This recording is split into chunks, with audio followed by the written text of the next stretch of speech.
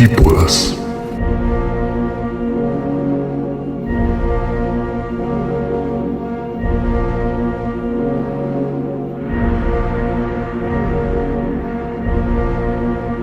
Programa de análisis político en Ofensiva Radio.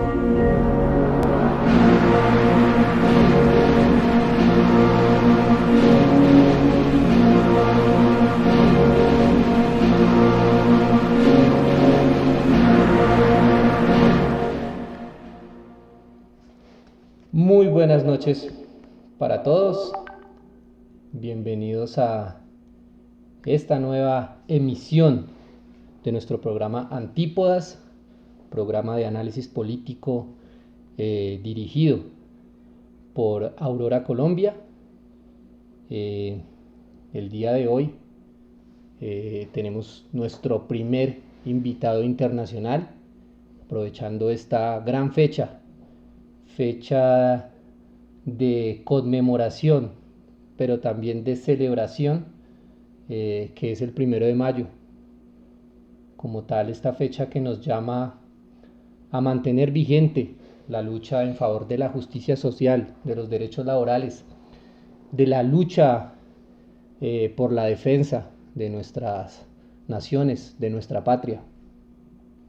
Es por eso que, primero que todo, queremos extender un gran saludo a todos esos trabajadores colombianos, a esos campesinos colombianos y obviamente a todos los trabajadores alrededor del mundo que día a día y muchas veces sin saberlo, pues son los que sostienen la economía mundial, son los que se echan a cuestas sus países. Incluso dentro de esta crisis ocasionada por el COVID-19, son los que han mantenido a flote nuestros países.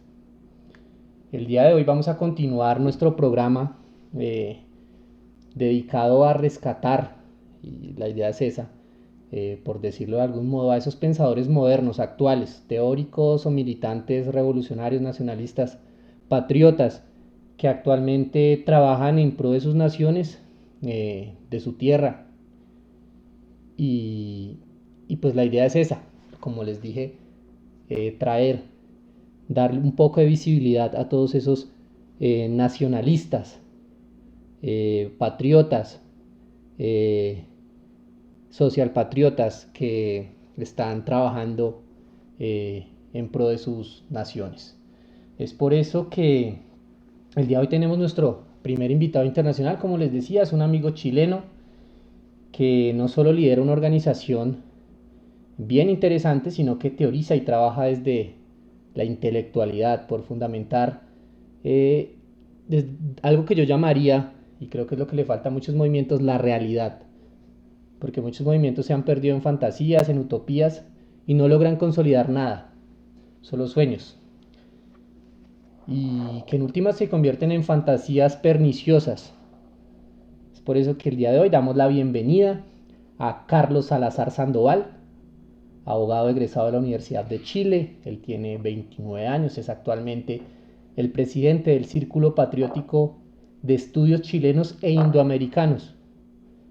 Además es el delegado local de la Asociación de Amistad con Corea y fue coordinador pro tempore del Círculo de Estudios Kim Il-sunistas y Kim Il-yolistas en Chile durante el 2018. Bienvenido, Carlos, y muchas gracias por aceptar nuestra invitación. Muchas gracias, Juan Pablo. Para mí es un honor estar aquí y poder compartir opiniones y algún comentario respecto a la contingencia, lo que estamos viviendo en estos días tan extraños de COVID-19. Sí, sí, total, es algo, digamos, que, bueno, al menos nuestra generación no le había tocado vivir. Nuevamente, pues, obviamente, agradecerte por sacar un poco de tiempo para nosotros y para el programa. La idea, obviamente, es charlar un poco sobre Chile, sobre tu organización, sobre todos esos factores que inciden en tu teoría. Yo quiero empezar y pues para abrir esta conversación, que nos hables un poco de qué es el Círculo de Estudios Patrióticos Chilenos e Indoamericanos, que nos cuentes un poco sobre su historia, sobre sus miembros, sus objetivos, Carlos. Bueno, nuestro círculo empezó hace unos 3 años atrás, como todas las cosas grandes. Estoy hablando quizás algo exagerado, pero sí creo que es algo grande. Empiezan con comienzos bastante humildes o bastante pequeños, con la reunión de amigos o de contactos que a través de redes sociales empezamos a compartir opiniones y luego empezamos a juntarnos físicamente en distintos lugares y a tener discusiones, conversar, compartir ideas, y empezamos a llegar a conclusiones muy similares. Muchos venían de distintos pasados, digamos, de ideas políticas distintas, pero sí convergimos todos en lo que hoy día es el Círculo Patriótico de Estudios Chilenos e Indoamericanos. Bueno, súper. Yo quiero de pronto profundizar un poco sobre en qué campo se mueve el Círculo de Estudios Patrióticos. Obviamente es un campo mucho más intelectual, más de, me imagino que de teorizar, pero un poquito el campo de acción. ¿A qué se dirige el Círculo de Estudios? ¿A quién dirigen sus escritos? Sí, ¿cuál es su eje de acción como tal? Bueno, nosotros empezamos con definir primero una postura política clara, que es el nacionalismo de la praxis, que es en parte tomamos ideas de la cuarta teoría política de Alexander Dugin. Muchos que están escuchando este programa probablemente conozcan esta teoría. Y lo hemos además complementado, o mejor dicho, hemos adaptado, digamos, algunos principios de nuestra propia historia latinoamericana, de pensadores como José Carlos Mariátegui, como John William Cook en Argentina, o el mismo Gaitán que ustedes tienen allá en Colombia. Sí. Nosotros estamos en este momento dirigidos a crear ideas y a proponer ideas, y nuestro trabajo es primero hacia las masas, es decir, nuestro nacionalismo de la praxis es justamente enfocado en el trabajo hacia las masas y hacia todas las organizaciones que representen masas y que quieran, digamos, tomar los conocimientos que nosotros estamos intentando generar desde el círculo para, digamos, aplicarlos en una lucha revolucionaria y patriótica. Excelente. Sí, lo que he visto es, obviamente, y ahí me surge la otra pregunta, ya que mencionas a Dugin. Como tal, el centro de estudios, el círculo de estudios, perdón, se rige por todo lo teorizado por Alexander Dugin, es decir, están, por así decirlo, de acuerdo con todo lo que expone Dugin. No es así. Nosotros, bueno, primero hay que aclarar, la cuarta teoría política no es de Dugin exclusivamente. La cuarta teoría política tiene sus raíces en Martin Heidegger. Alexander Dugin y Alain de Benoit, que son los dos exponentes actuales de la cuarta teoría política, lo han traducido, digamos, para el contexto de sus propios ambientes donde están ellos. Por ejemplo, Dugin habla del eurasianismo, porque él es ruso, obviamente, y Alain de Benoit habla de la Nueva Europa, por el contexto en el que está él. Pero nosotros, lo que nosotros queremos es adaptar justamente una idea que sea propiamente latinoamericana. Y por eso también hay cosas que nosotros rechazamos, por ejemplo, de Dugin. Nosotros tenemos una visión muy crítica hacia lo que es el conservadurismo, hacia lo que es esas ideas como étnicas que quizás puedan aparecer ahí, y que Dugin reivindica.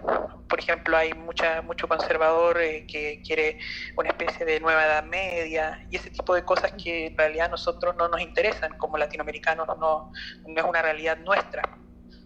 Claro, sí, ¿no? Y te preguntaba, obviamente, porque muchos, eh, incluso yo en algún momento llegué a pecar en ese sentido, de que uno asumía que Dugin era como tal el padre de la cuarta teoría política y que lo que él dijera, digamos que era una verdad absoluta, ¿cierto? Y obviamente Claro, claro.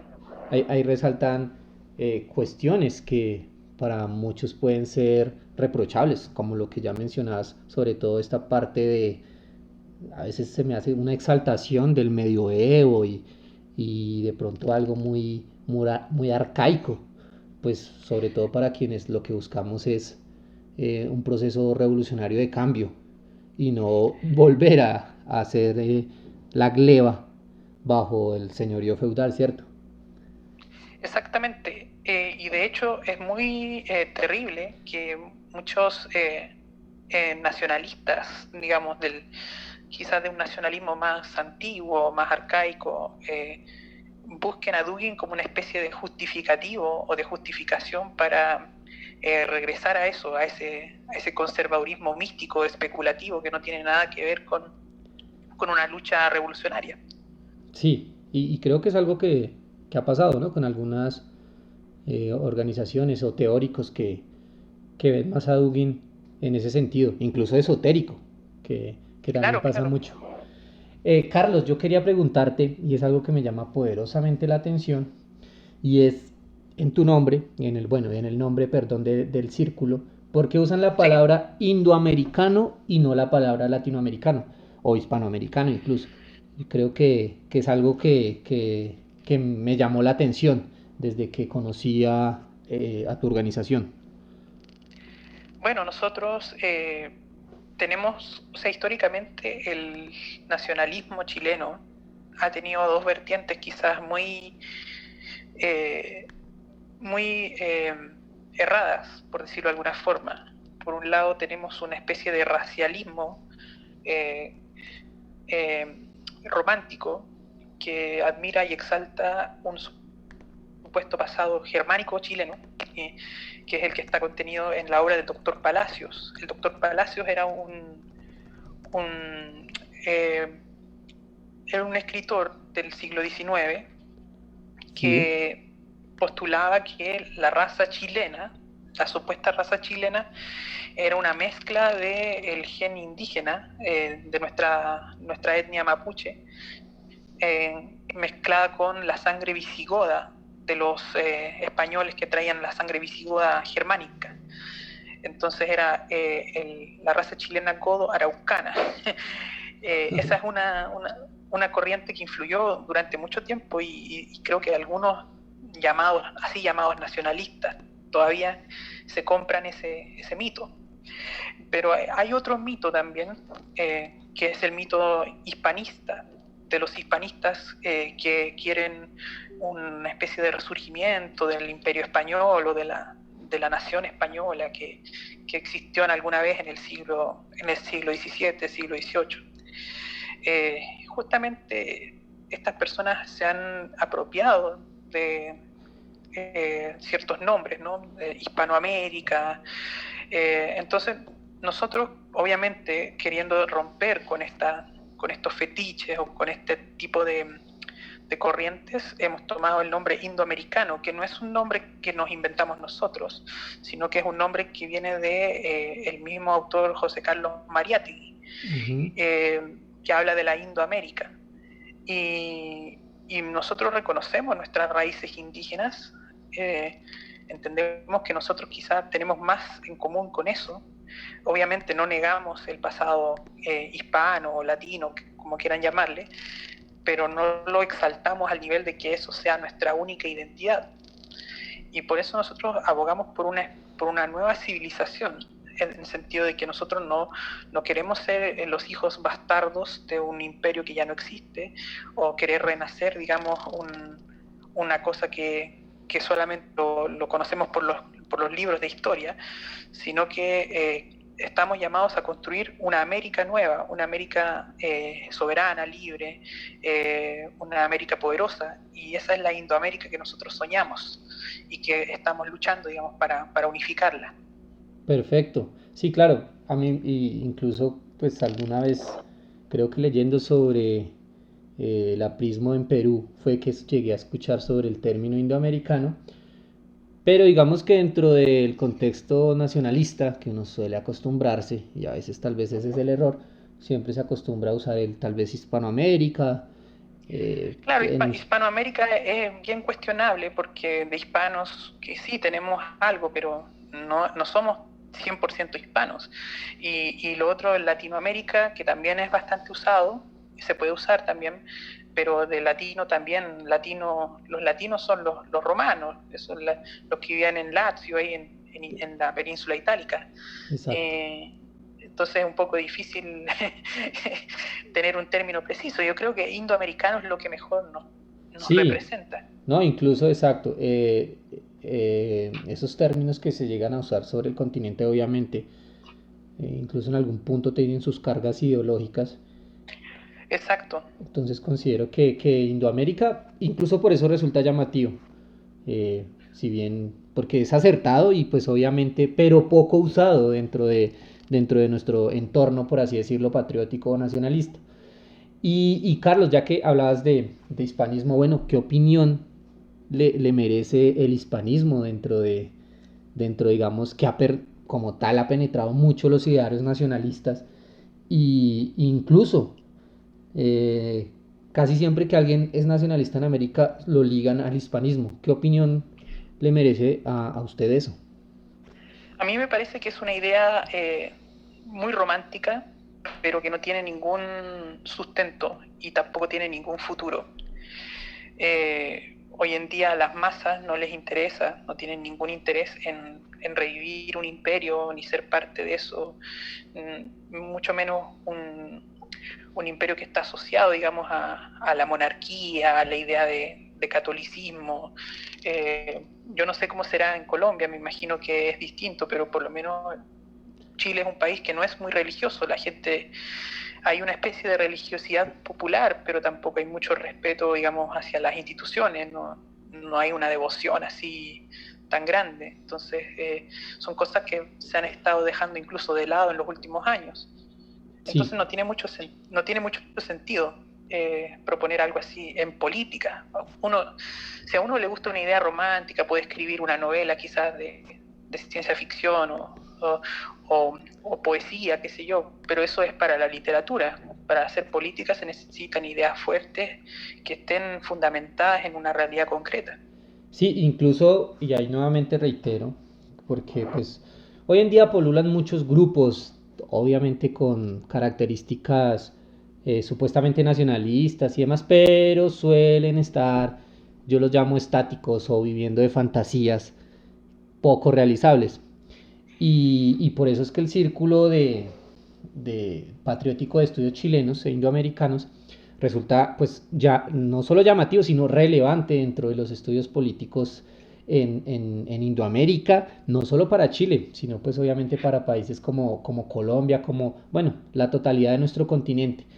Y es que no se han quedado estáticos precisamente ante los términos, bueno, en Colombia nosotros a los conservadores los llamamos godos, y hasta esos términos godos que siempre era, digamos, Hispania, pues religión católica, añoranza hacia el pasado y demás.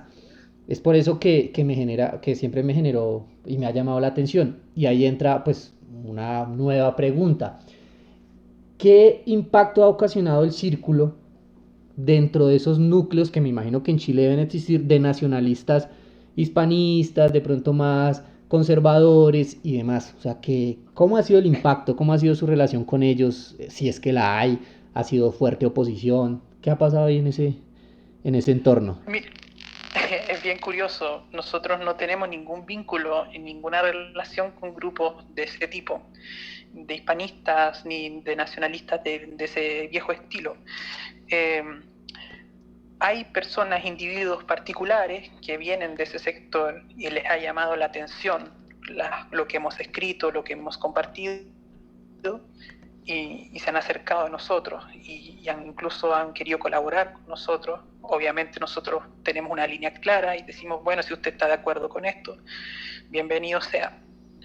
Pero con grupos que son generalmente grupos reaccionarios, yo los llamo reaccionarios porque apoyan justamente la antirrevolución, o sea, ellos están a favor totalmente de la oligarquía, están a favor del statu quo, del imperialismo incluso, y del sionismo.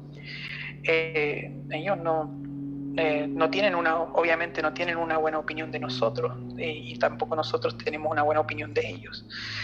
Con las personas que sí hemos tenido una muy buena relación han sido precisamente con gente de tipo marxista, con el Partido Comunista Acción Proletaria, que es un partido comunista marxista-leninista, digamos, que sigue la línea de Lenin, de Stalin, y con el Partido Unión Patriótica, que también tiene una línea similar. Con esas personas hemos tenido una relación muy buena, y también ellos han desarrollado una línea bastante patriota que llega a puntos en común bastante cercanos a los nuestros. Interesante. Y bueno, y ahí, digamos, bueno, normalmente no sé cómo se vea en Chile, pero al menos en Colombia la izquierda suele ser bastante antinacional, antipatriota.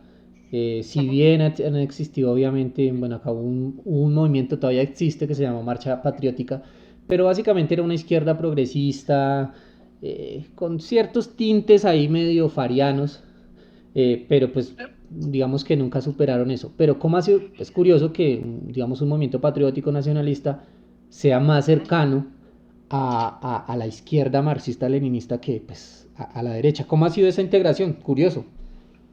Claro, bueno, aquí no es muy distinto el panorama. Tenemos una izquierda que también es muy liberal, es muy progresista, muy cosmopolita, y son los partidos oficiales, ¿no? Los que uno ve en el Congreso.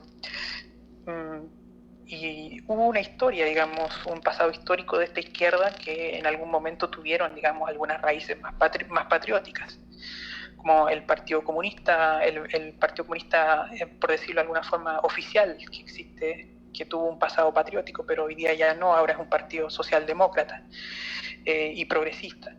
Pero, por ejemplo, el Partido Comunista Acción Proletaria, que es un partido comunista marxista-leninista, como te decía yo, de línea dura, staliniana, por decirlo de alguna forma, ellos sí son patriotas, se declaran patriotas, abiertamente patriotas, y son muy cercanos a nosotros. Yo he participado en reuniones con ellos, y también ellos saben quién soy, y hemos tenido una muy buena relación, y eso es muy impresionante.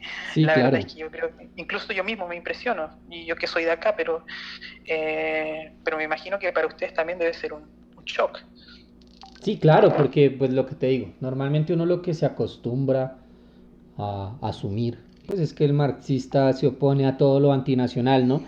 Si bien han existido algunos movimientos, como tú dices, que tal vez atrás fueron patriotas o que hoy en día hacen unas reinterpretaciones, suelen ser fulminantes respecto a la cuestión nacional, y por eso resulta llamativo. Yo quiero, de pronto, bueno, ya dejando un poquito ese tema de la relación con el marxismo-leninismo, profundizar un poco sobre esa idea, si es que se llama idea, ideología, no sé cómo la denominaríamos, del nacionalismo de la praxis, que creo que es como tal la columna vertebral del círculo de estudios, y por lo que he leído, es como, bueno, llamémoslo la línea ideológica de ustedes. Sí, exactamente. Bueno, el nacionalismo de la praxis es un concepto que nació, digamos, en una conversación. Empezamos a decir, bueno, la verdad, justamente tomando la historia de muchos partidos de izquierda, muchos grupos de izquierda, de las experiencias históricas de Chile, por ejemplo, lo que ha sido el gobierno de Salvador Allende, que era un gobierno marxista, pero que tenía ideas muy patrióticas. Nosotros llegamos a la conclusión de que en Chile ha habido, por un lado, un nacionalismo falso, un nacionalismo oligárquico, pero por otro lado ha habido también un nacionalismo que nunca usó el nombre de nacionalismo, sino que era una praxis que era nacionalista, que venía justamente de la izquierda o de la tradición de las masas populares. Y por eso nosotros le hemos puesto el nacionalismo de la praxis, porque es un nacionalismo que nace de la práctica de las masas, Y ese nacionalismo es el que hoy día nosotros queremos desarrollar. Es decir, nosotros aprendemos de las masas y a partir de ese aprendizaje desarrollamos las ideas que van destinadas hacia las masas. Es como lo que decía Mao Zedong. Entonces, nuestro nacionalismo toma principios revolucionarios de América Latina. Ya mencioné a Gaitán, a William Cook allá en Argentina, Mariátegui de Perú, Allende aquí en Chile, y entre esos autores y obviamente autores que son con teorías más filosóficas, por ejemplo Heidegger, Alexander Dugin o los mismos marxistas como Marx, Lenin, Stalin, Althusser, los revolucionarios coreanos como Kim Il-sung, Kim Jong-il, todos ellos forman, digamos, un cuerpo filosófico que nosotros en este momento estamos desarrollando. Ese para nosotros, ese sería el nacionalismo de la praxis. Es decir, básicamente, pues bueno, lo que entiendo es una especie de nacionalismo de corte, bueno, sin que suene, porque esta palabra la volvieron muy estigmatizadora, pero bueno, un nacionalismo populista, ¿no? Por así decirlo. Sí, populista en un sentido, pero no es un populismo amorfo o un populismo indefinido, sino que es un populismo con una clara orientación revolucionaria, socialista e incluso podríamos decir de izquierda, porque nosotros tomamos una postura de izquierda. Nosotros no creemos en la tercera posición. Para nosotros la tercera posición es una falacia, es una mentira. En América Latina de ahora no tiene sentido ser tercera posición. Hoy día existe una oligarquía muy poderosa y la única, digamos, postura que uno podría tener como nacionalista es ser anti-oligarca, es decir, ser hacia la izquierda. Bueno, y ahí precisamente llegamos a un tema que quería tocar y es esa crítica que pues, recientemente vi que uno de sus colaboradores o miembro, el señor Luis Bozo, escribía unos apuntes bien interesantes y una crítica bien interesante al concepto de tercera posición que ha sido tan común dentro de los sectores nacionalistas y bueno y demás. Normalmente la gente que se es nacionalista y supuestamente con un carácter revolucionario dice soy de tercera posición, ni izquierda ni derecha, ni capitalismo ni comunismo, bla bla bla bla bla. Y bueno, quiero de pronto que nos profundices un poco más sobre esa crítica al concepto de tercera posición. ¿Por qué no es válido tercera posición? Claro, bueno, ese es un muy buen trabajo, digamos, hecho por nuestro amigo y colaborador Luis Bozo. Le mando un saludo desde acá, porque probablemente está escuchando esta entrevista. Igualmente le Así que le mando un extendemos el saludo a Luis. Por ahí andamos muy pendientes de sus escritos. Bueno, la crítica principal a esto es que justamente la tercera posición que existió alguna vez, que fue el fascismo italiano, el nazismo, en cierto sentido también el peronismo, todas esas posiciones dejaron de ser relevantes. Hoy día, como el mismo Dugin lo dice, la única posición que sigue, digamos, vigente es la primera teoría, que es el liberalismo. Entonces ya ni siquiera hay un marxismo así fuerte como lo hubo en algún momento, que fue el rival del capitalismo. Hoy en día ya eso tampoco es tan así. Entonces, la idea de Dugin es que hay que construir una nueva postura antiliberal, o sea, es decir, una segunda posición, pero nueva. Esa es la cuarta teoría. Sí. Y en este sentido no hay espacio para una tercera posición, porque como te decía antes, hoy en día existe una oligarquía fuertemente ligada a un imperio que tiene una ideología fuerte, que es la que domina, y tú no puedes ponerte a transar o a negociar. Hoy día, ¿quiénes son tercera posición? O eres una persona centrista que busca una tercera vía entre capitalismo y socialismo, eso es socialdemocracia, o eres un demócrata cristiano, que es muy parecido,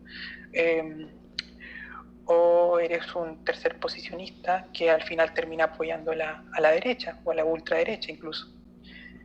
Entonces, por lo menos esa postura de tercera posición tiene, digamos, su fundamento en raíces históricas que ya no corren. Y en otros casos, como es el caso del peronismo, era una tercera posición en el sentido geopolítico, cuando existían dos imperios, entre comillas imperios, pero existían dos grandes poderes o potencias mundiales, que era Estados Unidos por un lado y la Unión Soviética por otro lado. Hoy en día ya no existe la Unión Soviética, entonces no tiene sentido tampoco ser tercera posición en ese sentido. Sí, claro, y es que muchos, aún muchos movimientos se declaran de tercera posición.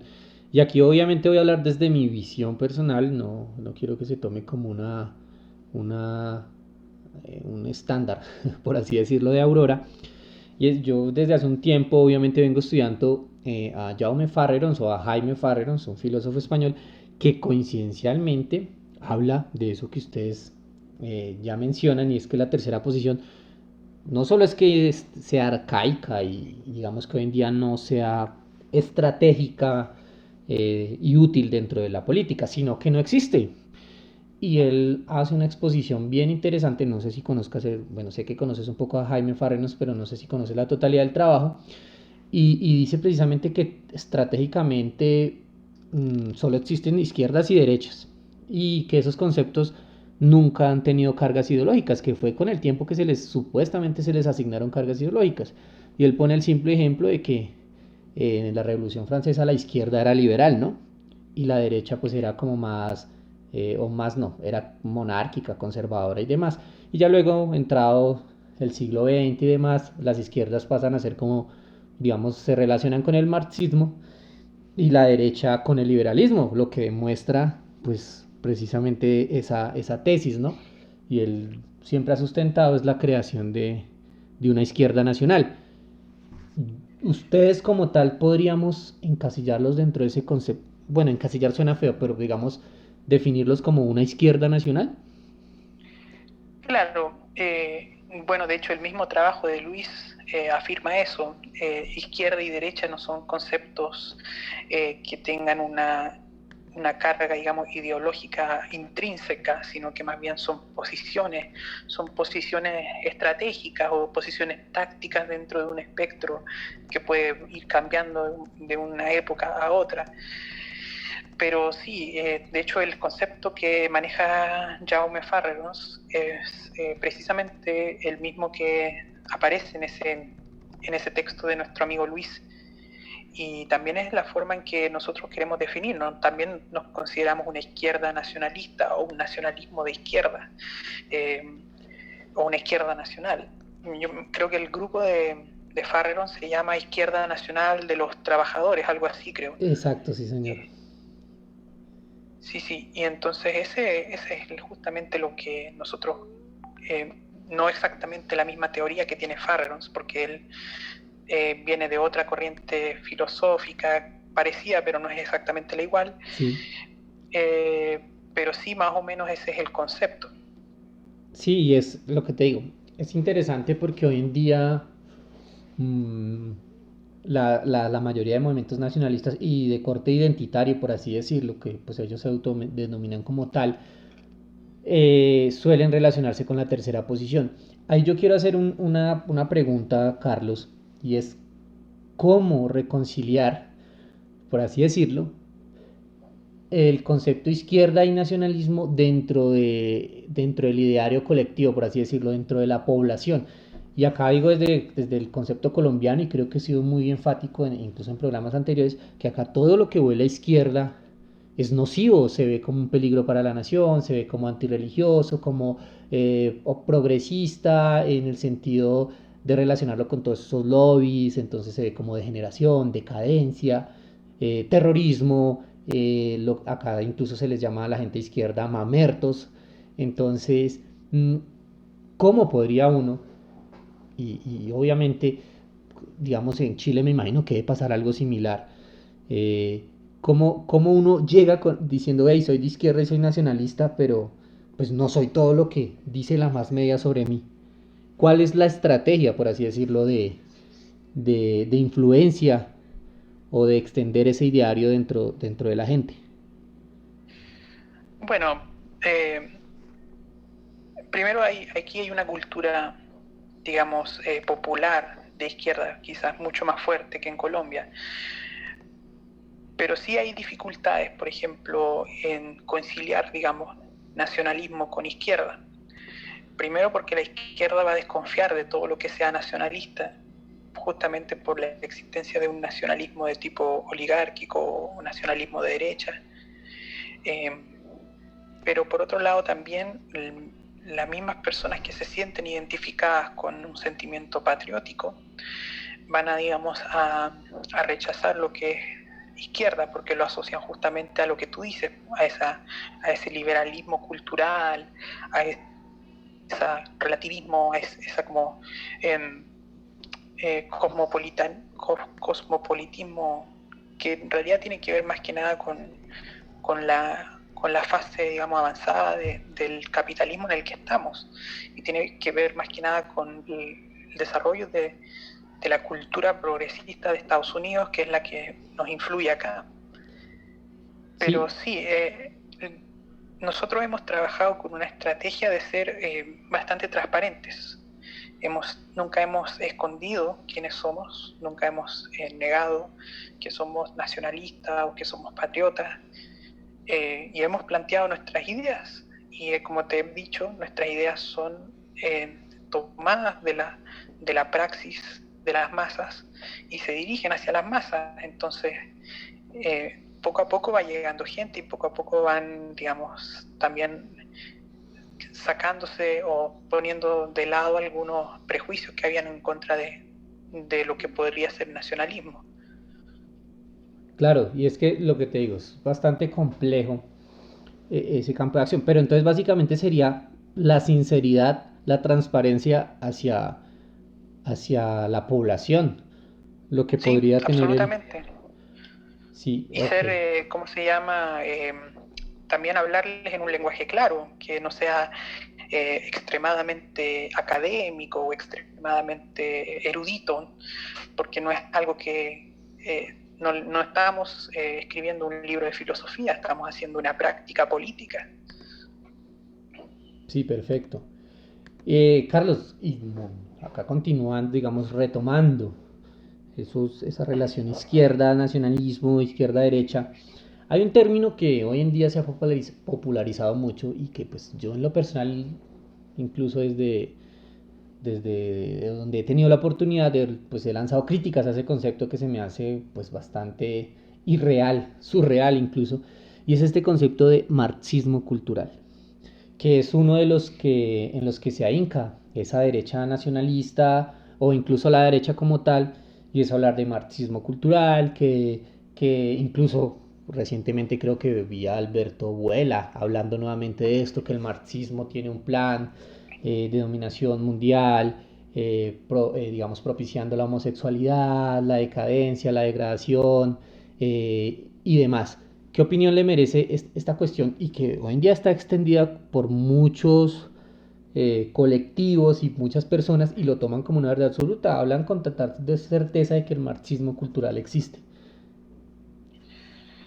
Bueno, el marxismo cultural es un hombre de paja, es es una caricatura que ha creado precisamente la derecha para asustar a la población, especialmente a la clase media, que es más conservadora, quizás más apegada a un estilo de vida más aburguesado.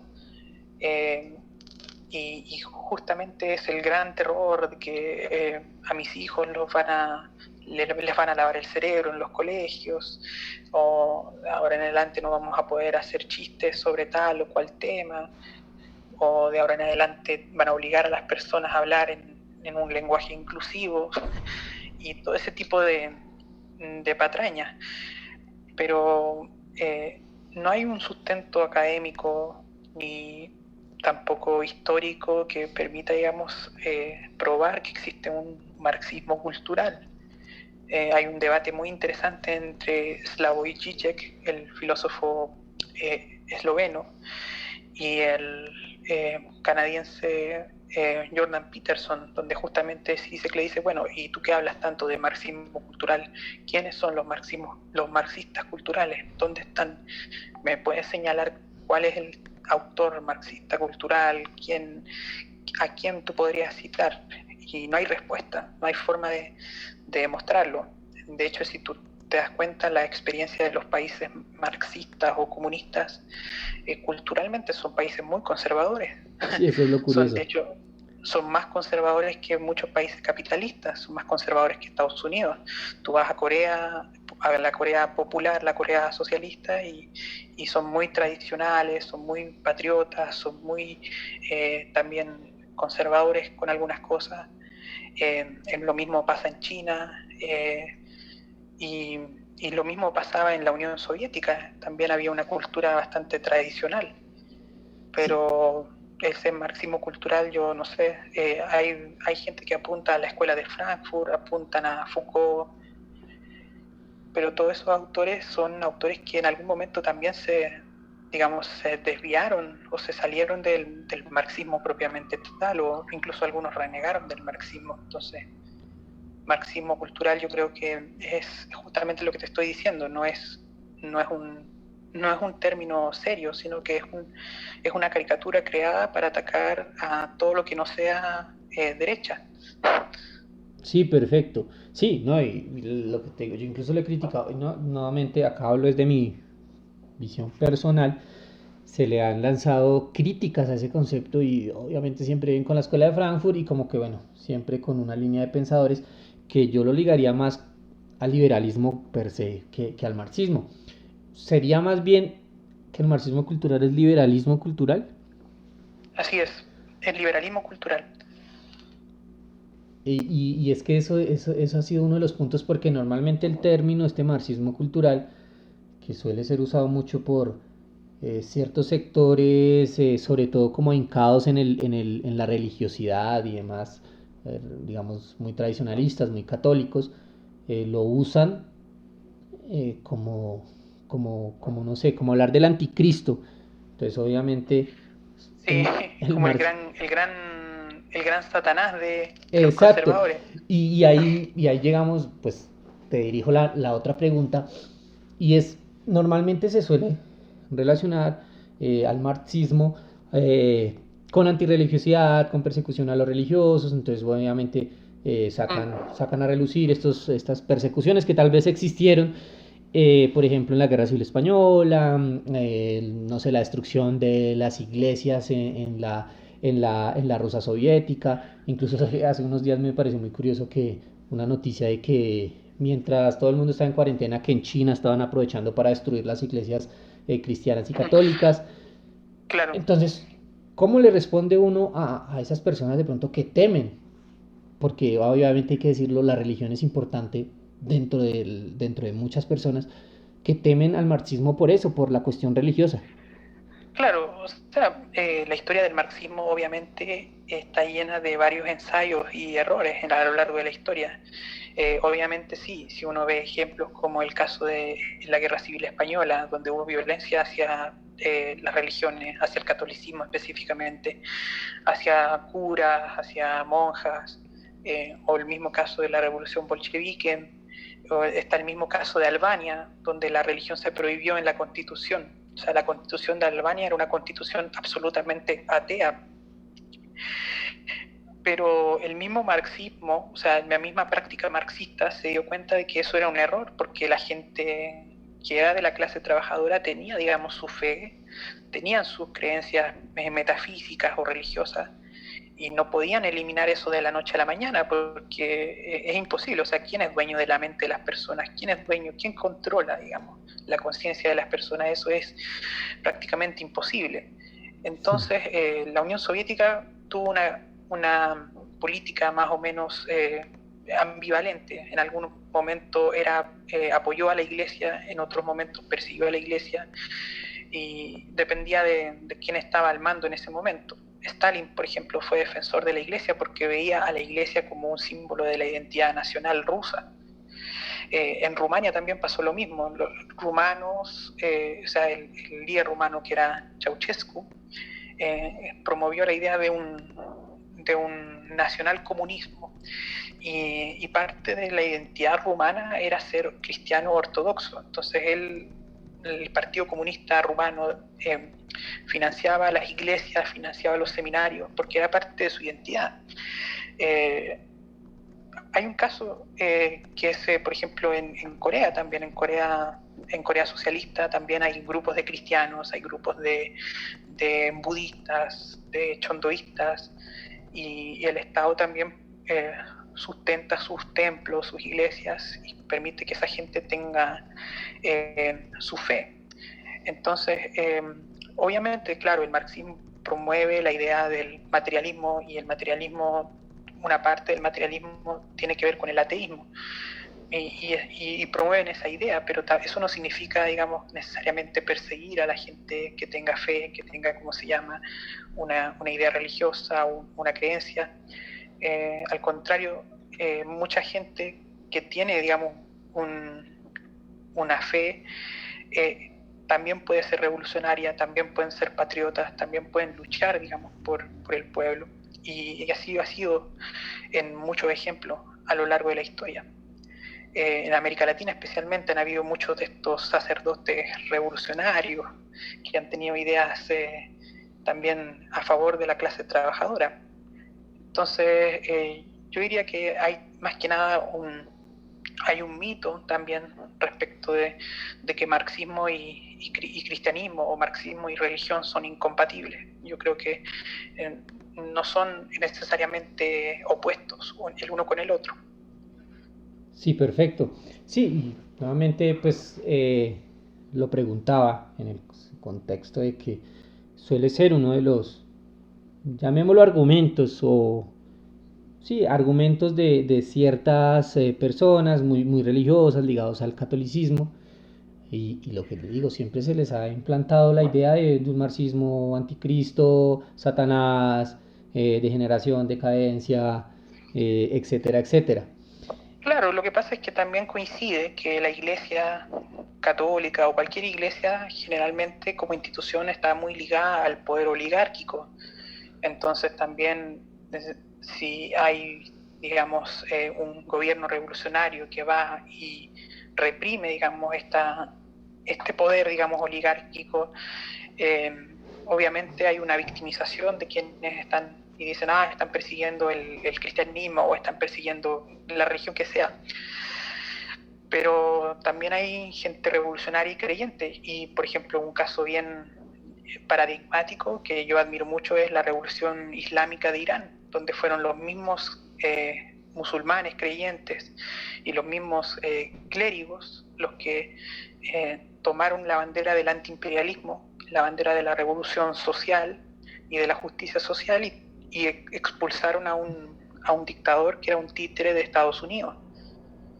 Sí, sí, ¿no? Y incluso hace unos días tú también publicabas dentro de tus redes sociales unos artículos bien interesantes sobre la religiosidad en la Corea popular, en la Corea socialista, que pues normalmente uno siempre le hablan de lo malo de esas naciones, de esos estados, de esos países, pero digamos que suelen suprimirse esos aspectos. Entonces creo que obviamente la influencia de la media, de la más media, yo sé que de pronto uno a veces insiste mucho en eso, pero pues realmente se da, ¿no? Porque pues sí, hay mucha fake news. Sí, sí, exacto, sí, porque suelen, eso es lo que se habla, lo que se dice, y pues se toma como verdad absoluta. Continuando con la visión política pues, tuya y del círculo patriótico, hay una cuestión que me pareció muy interesante, y obviamente creo que está relacionado con lo que hablábamos ahorita en la tercera posición, y fue la refutación que se realizó a González von Maris, digamos que, bueno, para los que nos están escuchando y no saben quién es, él fue, digamos, un nacionalista del siglo XX en Chile, que creó un movimiento que se conoce como nazismo, ¿no? Con Sí, C, nazismo, con C. no con Z, sino con C, nazismo, que era un nacionalismo, digamos, eh, a la chilena, llamémoslo en este Claro. momento, antes de que Carlos nos dé la explicación. Y bueno, como Ujú. les decía, hubo una refutación a ese nacionalismo que ustedes denominan reaccionario. Entonces, bueno, quisiera que nos contaras un poco sobre eso, porque es como atacar esos estandartes para muchos nacionalistas y que tal vez no sé, llamémoslos sagrados para algunos. Claro, bueno, la idea de González Fomarés era un nacionalismo criollo o nacionalismo a la chilena, como tú dices. Y él tomó el nombre nazismo por el nacionalsocialismo alemán, que en esa época era una idea popular. Y yo creo que en esa época nadie sabía realmente qué era el nazismo con Z. Y bueno, el nazismo con C fue algo bastante distinto. Fue una postura más, incluso empezó como una postura, digamos, de derecha, terminó siendo al final, después de porque hubo una masacre donde murieron muchos militantes de ese movimiento, Uh -huh. y como producto de esa masacre, también lo que quedó de ese grupo terminó con posturas más de izquierda, pero sí dentro del contenido ideológico del nazismo con C hay una cantidad de errores o de puntos que nosotros estudiamos y quisimos refutar. Por ejemplo, la misma idea de la tercera posición, que era clásica en ese movimiento, y que decía que el camarada es el obrero y el camarada es el patrón. O sea, para ellos la nación era la unión de todos y da lo mismo la clase social. Ya lo explicamos antes en este programa y eso no tiene sentido hoy en día, esa tercera posición. Hoy día solamente existen dos posiciones, entonces seguir, digamos, reivindicando eso de que el camarada es un obrero y el camarada no tiene sentido. Quizás tuvo sentido en ese momento porque habían, digamos, pequeños patrones que tenían pequeñas industrias y tenían algo de conciencia quizás nacional o patriótica, o habían pequeños productores que eran de carácter nacional, y quizás tuvo sentido en ese momento, pero hoy día todos los grandes empresarios son de multinacionales, están asociados a grandes conglomerados corporativos, entonces no tiene sentido. Y justamente el mismo González Fomarés en sus últimos años reconoció que existía una lucha de clase, que había, digamos, un explotador y un explotado, y que él se había equivocado en ese sentido. Entonces, entre esos y otros puntos más, eso es lo que ese artículo de nuestro amigo Luis Bozo trata, digamos, de explicar. Como nosotros, si bien históricamente podemos decir que sí, fueron admirables, sí dieron la vida por sus ideales, pero en lo ideológico, en lo doctrinario, es necesario destruir esa idea, porque por culpa de muchos de esos principios que están ahí, los movimientos que vinieron después justificaban sus posturas y muchas veces se estancaban o terminaban, digamos, del lado del enemigo. Sí, sí, y creo, bueno, creo que igual, como tú dices, para esa época de González Vamares, eh, los movimientos, digamos, admiradores del nacionalsocialismo y del fascismo, pues se dieron por todo el mundo. En Colombia, por ejemplo, tuvimos un grupo que se llamó Los Leopardos, que aún para algunos es una, digamos que lo siguen como íconos, pues obviamente porque presentaron ciertos, eh, programáticamente, ideológicamente renovaron ciertos partidos, incluso, bueno, curiosamente los leopardos nacen, o bueno, curiosamente no, nacen a la derecha, nacen dentro del Partido Conservador Colombiano, pero nacen como una, digamos, como una disidencia dentro de ese partido, presentando un nacionalismo que yo podría relacionar mucho, mucho con el nacionalismo de González Bonmares. Y por eso lo preguntaba, porque creo que es importante también para nosotros como colombianos, y sobre todo pues ahí hago un llamado a todos esos teóricos que tenemos en Aurora Colombia, porque pues aprovechar ahí la cuña. En Aurora pues ahí es personas de todas las disciplinas, tenemos filósofos y demás, y hay que hacer las críticas a esos movimientos del pasado que actualmente se toman como perfectos o se exaltan, pero nunca se les ve el lado negativo, ¿no? Y creo que es Claro, importante no tener, ¿cómo llamarlo? Ídolos exacto. intocables dentro de la fabricación o dentro de la construcción de un ideal de carácter revolucionario y nacionalista. Mm, Así es. Respecto a eso, bueno, y continuando acá con nuestra tertulia, bueno, aprovecho para los que se acaban de conectar al programa. Les cuento que estamos el día de hoy con nuestro amigo chileno Carlos Salazar Sandoval. Él es presidente del Círculo eh, Patriótico de Estudios Chilenos e Indoamericanos. Nos está contando un poco sobre su organización, sobre él, la teoría que están desarrollando en pro de la nación chilena. Y bueno, espero que por el momento haya sido una buena conversación. Hemos hablado un poco de todo un poco y ahora quiero tocar un aspecto respecto al elemento económico que hoy en día es tan importante, Carlos. Hace Sí, unos días veía yo que hablaban ustedes de desarrollismo industrial, ¿cierto? así es. Eh, y quiero Así que de es. pronto nos profundices un poco sobre eso porque me pareció sumamente importante y vital, sobre todo para, bueno, Chile tiene grandes reservas de cobre, si no estoy mal, ¿no? Así Y es. entonces me pareció bien interesante eso, pues, en qué consiste de ese desarrollismo industrial, qué es, para qué nos sirve o para qué le sirve a Chile y cómo podría también ayudarle a otras naciones. Bueno, nosotros planteamos una idea económica de tipo socialista. Nosotros queremos un socialismo eh, que sea con características chilenas, por decirlo de alguna forma. Y obviamente para avanzar hacia eso necesitamos una soberanía, la soberanía de la nación. Y una rama de la soberanía es la soberanía económica. Chile, como bien tú dices, tiene una reserva muy grande de cobre y de otros minerales como el litio, por ejemplo.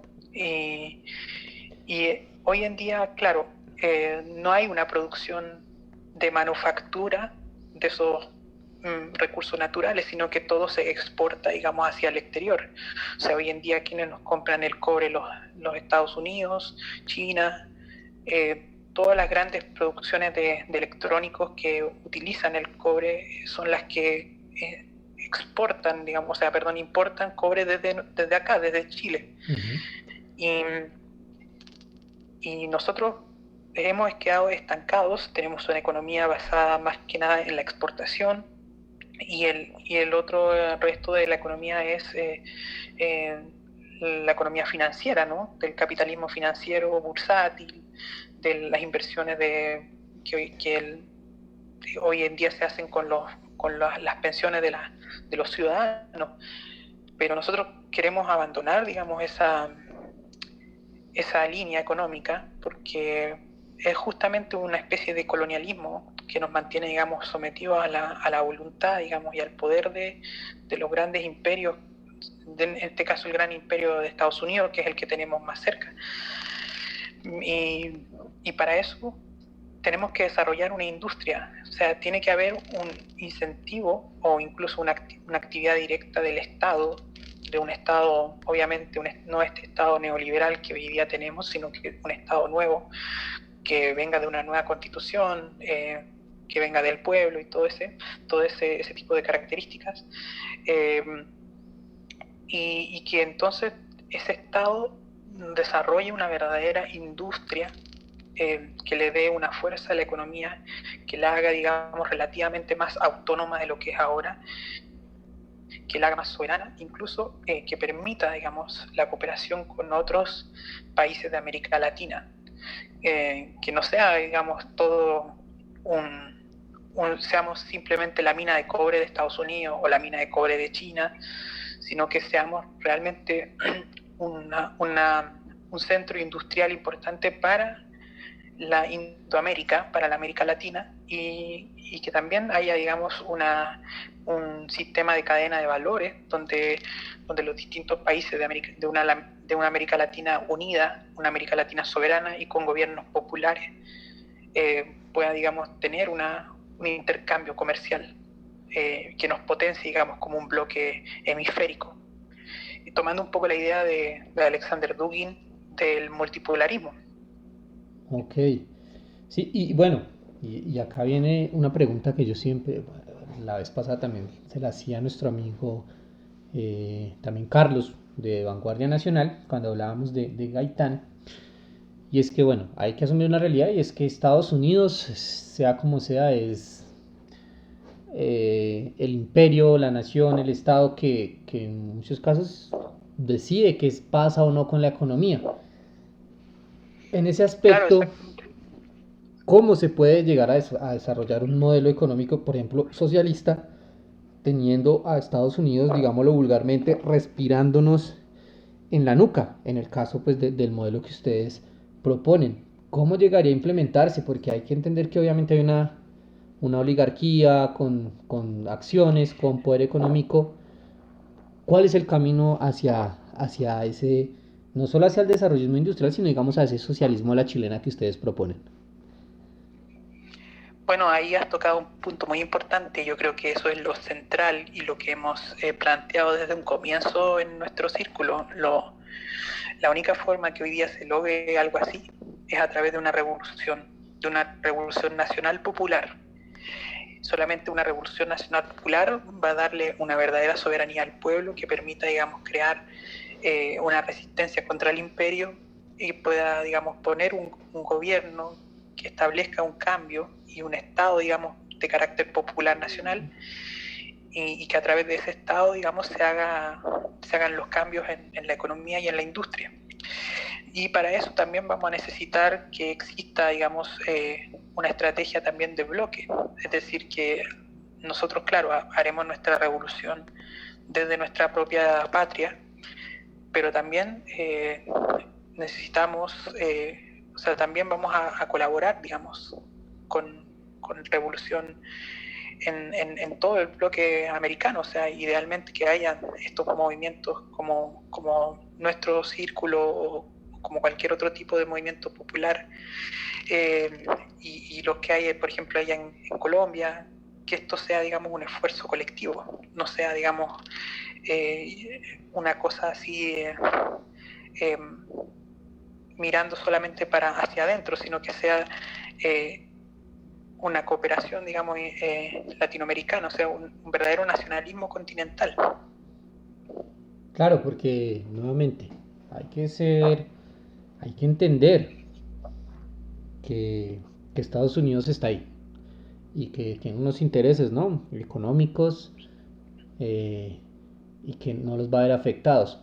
Y en ese punto, Carlos, yo quiero hacer una pregunta, digamos, sensible en este tema del socialismo, y es el fenómeno venezolano. Creo que si Claro. bien es un cliché político, pues es necesario analizar esta situación. Y digamos el socialismo del siglo XXI, a nivel mundial y desde la proyección obviamente que nos muestra la economía, los medios políticos y demás, incluso gente digamos pues, de una izquierda, digamos, progresista, centro izquierda, hablan del fracaso del modelo venezolano. Entonces, ¿qué opinión le merece el socialismo del siglo XXI? ¿Es auténticamente socialista? Porque también hay unas críticas desde una izquierda más radical que muestran que realmente, que exponen, que digamos supuestamente no es realmente socialismo, que es más bien, bueno, que se generó como una nueva burguesía ahí, ahincada dentro del chavismo. ¿Qué opinión tienes sobre el modelo venezolano y sobre Hugo Chávez y sobre esta cuestión venezolana que ha dado tanto de qué hablar en estos últimos días?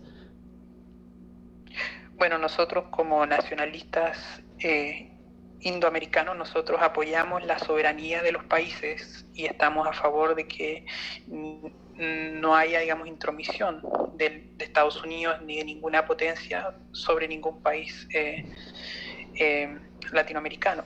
Entonces, entenderás que en este momento Venezuela también es un blanco, digamos, de los ataques de Estados Unidos, que no son solamente de carácter militar, sino que también son de carácter económico, ideológico, propagandístico, y muchas de las cosas que se saben de Venezuela, yo no sé, quizás ustedes, como están más cerca, tienen otra información, pero por lo menos lo que se sabe aquí de Venezuela llega de la propaganda de Estados Unidos.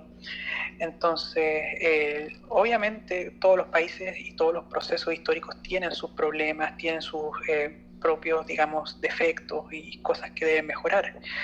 Pero en todo caso yo te digo que el sistema venezolano es un sistema que es, según lo que yo entiendo, es una economía que está orientada hacia el socialismo.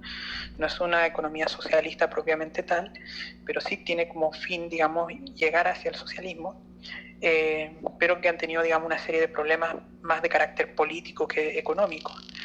Entonces, más allá de eso no te puedo comentar, pero sí quiero transmitir mi solidaridad hacia la nación venezolana, hacia la revolución bolivariana, y también decir que tienen mi gran admiración por los avances que han logrado y por ser valientes, porque ellos han plantado, digamos, cara frente a Estados Unidos y siguen en resistencia hasta el día de hoy. Y ahí tocas un punto interesante y más, digamos, indirectamente. Y es qué consideración, digamos, normalmente lo que tenemos en Colombia, hoy creo que a nivel, digamos, americano, los nacionalistas como tal deploran el modelo venezolano, el modelo cubano, el modelo boliviano, el modelo de, bueno, de Ecuador en la época de Correa, es solamente porque eran de izquierda, ¿sí? Digamos que Claro. como tal es de izquierda, es malévolo, es antifascista, entonces es, por ende es antinacionalista. Y creo que hay unas interpretaciones desde el nacionalismo bien interesantes que se le han hecho a estos modelos, y me parece, digamos, rescatarle, por ejemplo, el trabajo de Andrea Virga, al hacer algún estudio sobre el nacionalismo en Cuba y demás, y incluso sobre analizar sobre, pues, digamos, ciertas características nacionalistas dentro de estos modelos. Y ahí mi pregunta es, ¿qué opinión como tal te merecen esos modelos desde una perspectiva nacionalista? Por ejemplo, el modelo cubano, el modelo Bueno, boliviano sí. y demás. El modelo cubano ha sido un modelo muy patriota. Desde el principio, el origen de la revolución cubana es una revolución de liberación nacional. O sea, ellos se están liberando de un títere, de un poder imperial, que es Estados Unidos, y lo logran. De hecho, Fidel Castro al principio no era marxista-leninista, él se declara marxista-leninista después, pero al principio era una revolución absolutamente patriótica, nacionalista. Ellos buscaban la libertad de su país. Y bueno, ellos han tenido un gran desarrollo de ese sentimiento patriótico, de admiración, digamos, a una figura intelectual muy grande que es José Martí, que fue también un pensador cubano y indoamericano que planteó, digamos, la liberación de todos los pueblos de las garras de Estados Unidos. Y obviamente han tenido también sus errores, han tenido también sus ensayos, y han aprendido de experiencias quizás muy duras, pero ellos siguen ahí en resistencia, siguen plantados firmes a unos cuantos kilómetros de lo que es Estados Unidos. Y ahora, bueno, ellos están tratando de aprender de experiencias económicas más exitosas, como lo han sido el caso de China, el caso de Vietnam, que han adoptado, digamos, apegarse más, digamos, a una teoría marxista del mercado. Pero con todo, Cuba es un país que tiene una cultura bastante rica, bastante admirable y bastante, digamos, digna de imitar en muchas cosas. Por ejemplo, ellos tienen un fomento muy grande al deporte, algo que en nuestro país, por ejemplo, Chile, falta bastante. Tenemos un índice de obesidad bastante amplio y en cambio tú vas a Cuba y ves mucha gente que es bien atlética, que hace deporte, y por otro lado también si vemos el caso de la salud allá también, el sistema de salud que es bastante admirable, e incluso han enviado médicos a ayudar a otros países ahora que está el tema del COVID-19, pero obviamente no hay experiencias perfectas, no hay experiencias que sean la fórmula 100% digna de imitar, pero sí hay cosas valiosas en todas las experiencias revolucionarias que se pueden, digamos, rescatar y tomar. El caso de Bolivia también es interesante porque ellos desarrollaron una economía también orientada hacia la industrialización, pero que lamentablemente fue abortada por un golpe de Estado, que fue el del año pasado precisamente.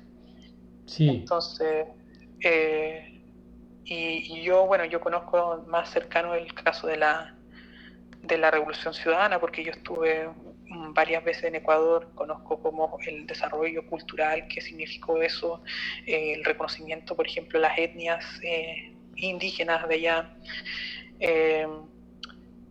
todo lo que significó, por ejemplo, los avances en educación, en alfabetismo de las personas, también en salud, en infraestructura también. Entonces son procesos que, claro, ahora quizás están en retroceso, pero marcaron, digamos, una gran diferencia en su momento. Y que hay que obviamente rescatar las experiencias valiosas y buenas y aprender también de los errores y corregirlos y no aplicar y no cometerlos nosotros. Claro. Bueno, Carlos, ahí yo quiero de pronto, sumando un poco de todo lo que hemos hablado y agrupando todo de lo que hemos hablado, vemos como el liberalismo, incluso pues, tú mismo lo decía Dugin, de que el liberalismo se sostiene, es el modelo, o sea, la teoría política que aún se sostiene. ¿Cuál es la virtud del liberalismo o de este modelo que impera para estar por encima de los demás modelos? Digamos, derrota, por así decirlo, a los fascismos y a los nacionalismos revolucionarios en la primera mitad del siglo XX, luego cae la Unión Soviética, si bien hoy en día, digamos, China, Corea del Norte, Vietnam se mantienen como naciones, digamos, socialistas, no tienen esa influencia, bueno, China tal vez un poco, pero digamos que no tienen esa influencia mundial. El liberalismo sigue viéndose como el modelo perfecto. ¿Alguna virtud tiene? ¿Cuál es la virtud? O al contrario, como es un modelo, digamos, basado en el hedonismo y demás, ¿esa es su ventaja o por qué se ha sostenido tanto tiempo el liberalismo, eh, digamos, a nivel mundial? Bueno, el liberalismo es una ideología, es la ideología de la clase oligarca o de la clase burguesa alta, y más que nada el éxito que ha tenido ha sido porque se sustenta, digamos, en el poder militar que tienen estas clases, que en el momento en que uno trata de hacer quizá un cambio, una revolución, viene toda digamos, la represión policial o militar en contra de cualquier fuerza revolucionaria.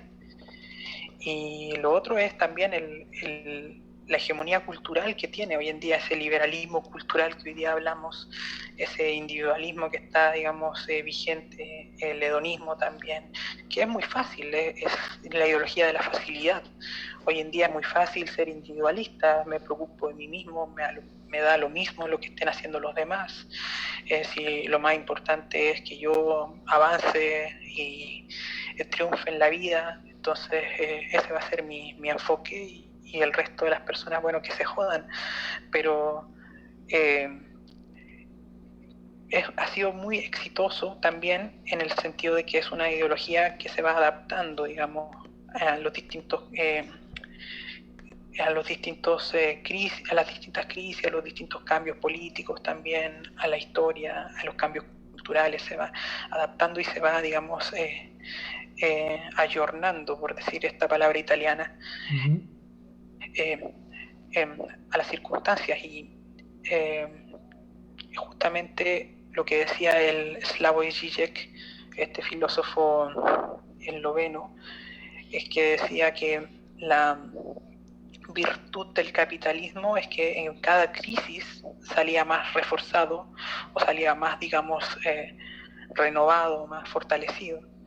Y yo creo que ese hoy día representa, digamos, el mayor desafío, cómo atacar al liberalismo, cómo atacar una ideología que hoy en día se adapta tan bien a la mentalidad, digamos, imperante en el mundo occidental. Y yo creo que ahí la respuesta más adecuada, el mejor desarrollo intelectual que he podido haber, ha sido la cuarta teoría de Alexander Dugin.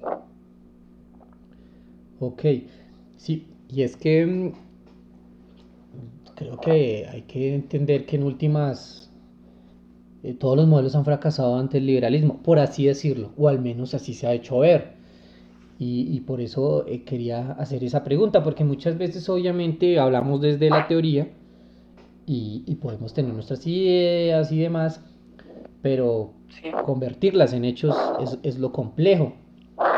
claro. Aquí, ya que hablas del individualismo, quiero preguntarte sobre este, yo lo llamo, si bien es un fenómeno que en Estados Unidos de pronto es como la ideología imperante, pues en Latinoamérica creo que es un fenómeno nuevo, o al menos yo lo veo como un fenómeno nuevo, y es esto del anarcocapitalismo, del paleolibertarianismo, del libertarianismo, y de todo este liberalismo, por ejemplo, llamémoslo clásico de por allá de los pioneros de la nación estadounidense. ¿Cómo es ese fenómeno? ¿Es un nuevo triunfo del liberalismo? ¿Le conviene realmente al liberalismo? ¿Estos son aliados de, de la oligarquía como tal? ¿Es una nueva vuelta de tuerca dentro de la ideología oligárquica como tal?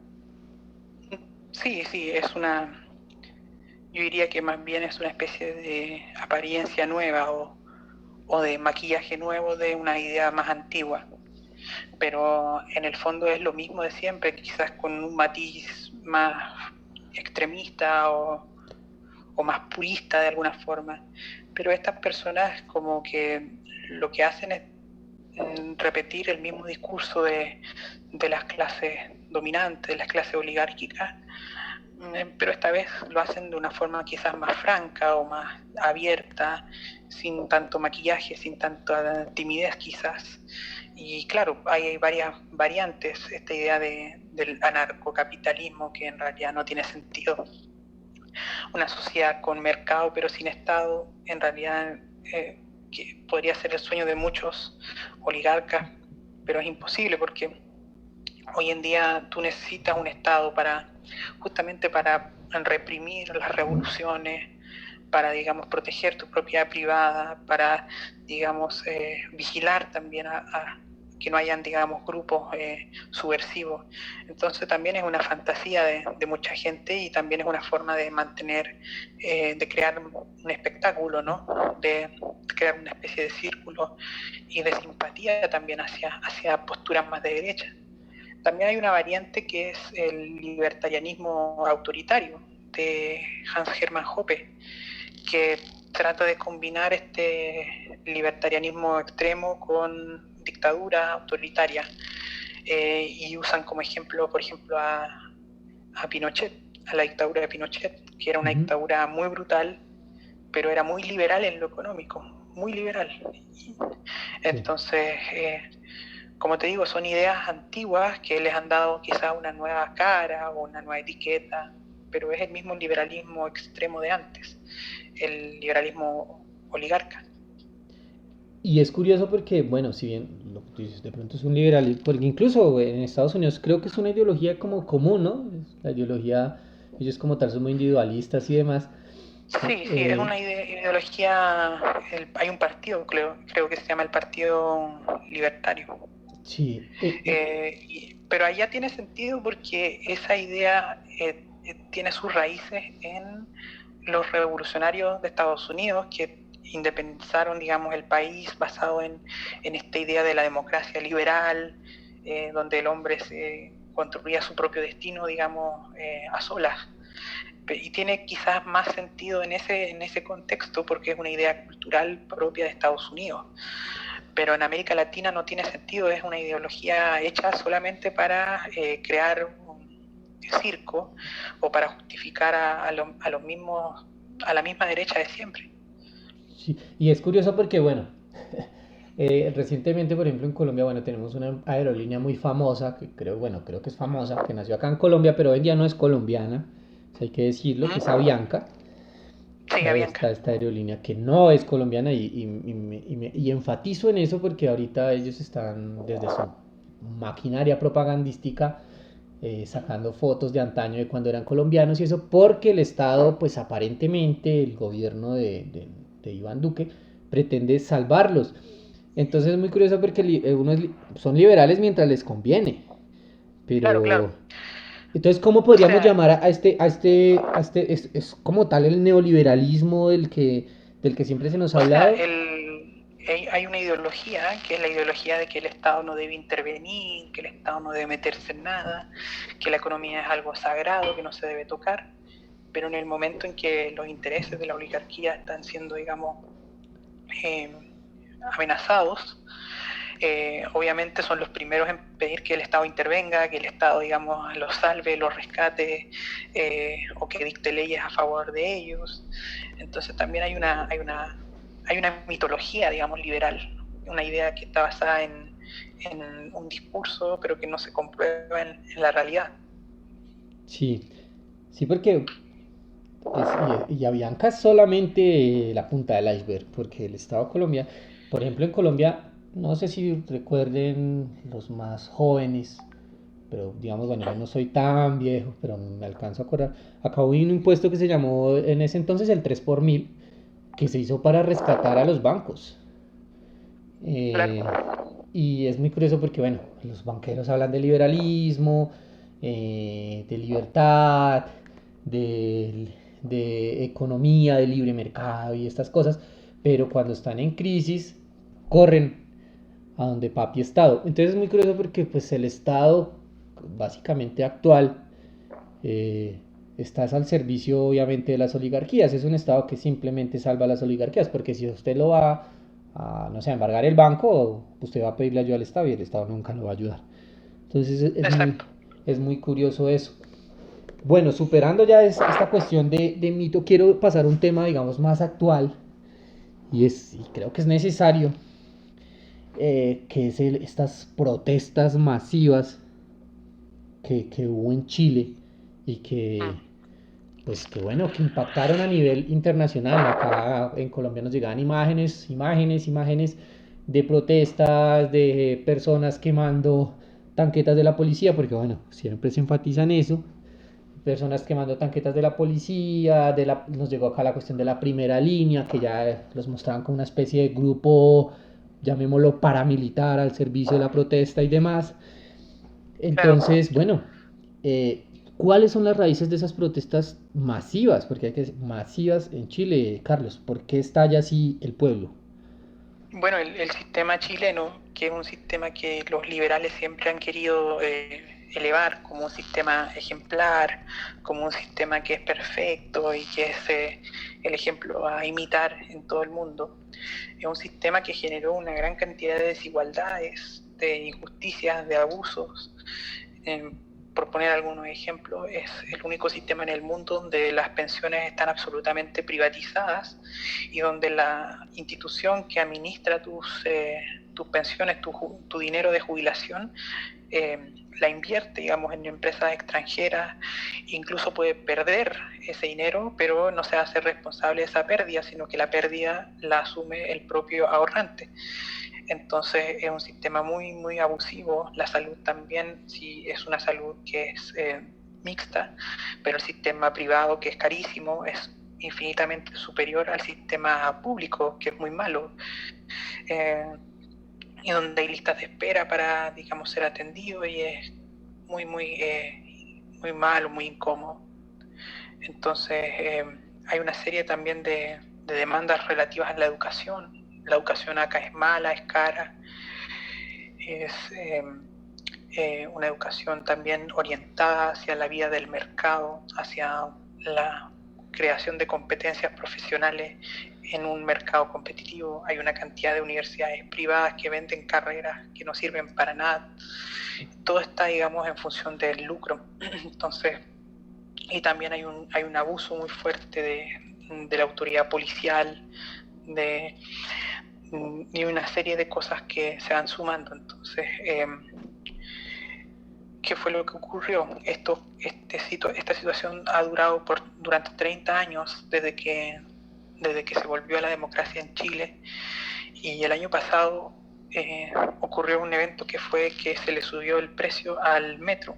Tenemos uno de los metros más caros de América Latina, y en un momento en que ya estaba tensa la situación, se sube el precio del metro, que son a 30 pesos, y antes costaba, el pasaje salía como casi 1.000 pesos, entonces se le subió 30 pesos más, y eso fue como la gota que rebalsó el vaso. Entonces las masas populares, la gente, todos se volcaron, digamos, con mucha violencia a protestar contra esta situación, y obviamente hubo un caso bien confuso ahí, hubo ataques al metro, nadie se sabe quién fue, quién puso, digamos, explosivos, pero hubo, dentro de la confusión de las protestas, hubo algo ahí que, digamos, permitió, digamos, la declaración de un estado de emergencia, donde se movilizaron tropas y hubo una represión bastante fuerte los primeros días. Y bueno, ahí se mezclan un montón de cosas. Por un lado están grupos de provocadores, pero por otro lado también estaba la gente que quería manifestarse, digamos, de forma pacífica, y gente que quería manifestarse de forma más radical, pero que no merecía quizás tanta represión de parte del Estado. Y el actual la fuerza de seguridad fue bastante brutal. Hubo torturas, hubo gente que perdió el ojo porque les disparaban en los ojos, hubo varios casos de violación a mujeres, a hombres también, y lo que se vio fue bastante fuerte, pero sí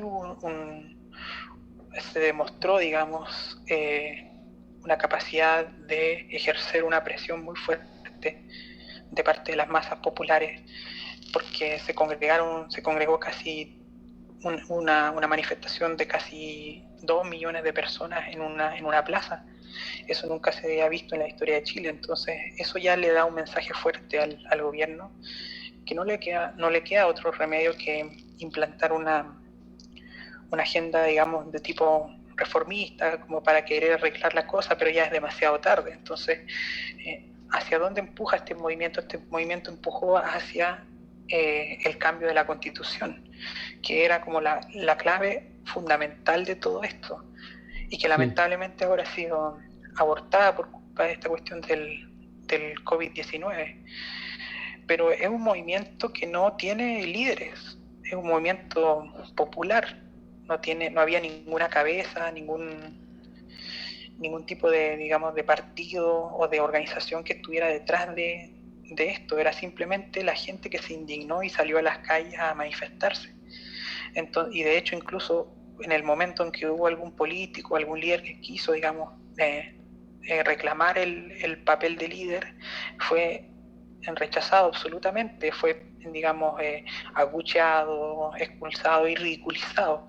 Sí. Entonces, está claro que hay un momento populista en este momento, donde la gente ya no está convencida por los partidos políticos, ya no quiere seguir con el mismo sistema, y para ellos los partidos políticos son todos lo mismo, sea de derecha, sea de izquierda, todos son vistos como un grupo de ladrones, de aprovechadores, de corruptos, y lo más probable es que así sea. O sea, yo no me cabe duda de que la mayoría de la gente que está hoy en día en el Congreso son instrumentos de la oligarquía.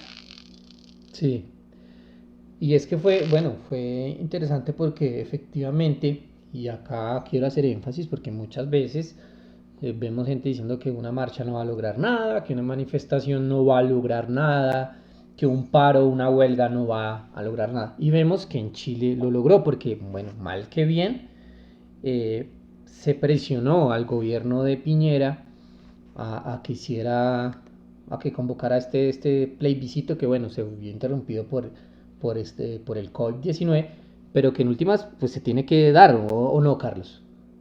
Sí, sí, o sea, fue reprogramado, se va a dar creo que en septiembre, pero lo fundamental acá es, claro, la capacidad que tuvo la masa popular de presionar a los poderosos y de crear miedo en los poderosos, que eso nunca se había visto. O sea, vi que había gente del mundo empresarial que realmente se vio muy angustiada. Sí. y eso es potente, eso es realmente algo que no se había visto nunca. Y por eso yo creo que el lema de este estallido es que Chile despertó.